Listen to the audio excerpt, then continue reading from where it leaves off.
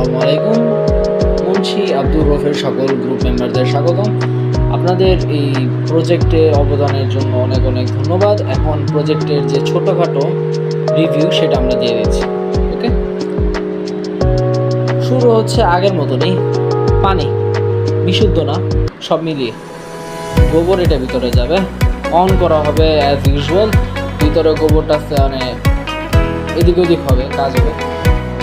এগুলো আমরা লাগাবো না, এগুলো লাগাইলে মনে করো হঠাৎ করে আসতো না, কোনো একটা জায়গায় আমাদের কাজ করতে হবে, হয়তো ভিতর দিকে ছুটে দেবে, পরের দিকে আমাদের পাইপটা লক করতে হবে, লাগাইতে ইচ্ছে বলো, এগুলো লাগাবো না। আমরা এরকম চলে চলে রাখি, টিচারদের সামনে করবো না, সমস্যা নেই। আমরা এরকম পাইপ লাগাবো, সব জায়গায় টাইম দিতে লাগাবো।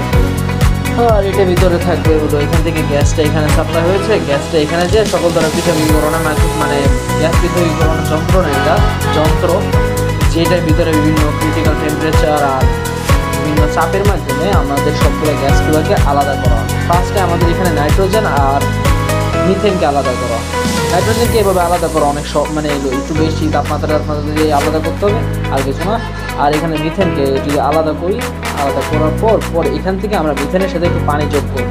এই মিথেনটা থেকে আমরা কিছু যে প্রয়োজনীয় যে আমাদের মিথেন দরকার পড়বে কিছু আমরা বের করে নিব, আর যেগুলো দরকার মানে আর কিছুটা আমরা রেখে দিই, যেগুলো দিয়ে আমরা পানির সাথে বিক্রিয়া করে বিশুদ্ধ পানি তৈরি করি। পানি না, সরি, অক্সিজেনের সাথে বিক্রিয়া করে বিশুদ্ধ পানি তৈরি করি, এই যেখান থেকে অক্সিজেন। পরে এখান থেকে যে আর কার্বন ডাইঅক্সাইডটা তৈরি হবে, কারণ যদি আমরা অক্সিজেনটা সাপ্লাই করি, পানিও তৈরি হবে, আবার কার্বন ডাইঅক্সাইডও তৈরি হবে। এখন কার্বন ডাইঅক্সাইডটা তৈরি হলো, এই কার্বন ডাইঅক্সাইড বিভিন্নভাবে বিক্রি করা যায়, আগের মতনই আমাদের ঘটনাটা। এইখানে এখন যে বাকিগুলো গোবর আছে, সেগুলো যদি এখন আমাদের জৈব সার হিসেবে তৈরি হয়ে গেছে, সেগুলো রোডের দিতে গেছে পরে কৃষি জমির মধ্যে করেছে। কৃষির মধ্যে কোনো ডিজাইন করিনি, কারণ আমি বুঝতে পারছেন আগের মতন গাছগুলো কেউ বানাবো। ওকে, তো এটা আমাদের ওভারঅল ভিডিওটাকে প্লিজ 2বার করে দেখো, তাই চলবে আমার যতটুকু মনে হয়। আর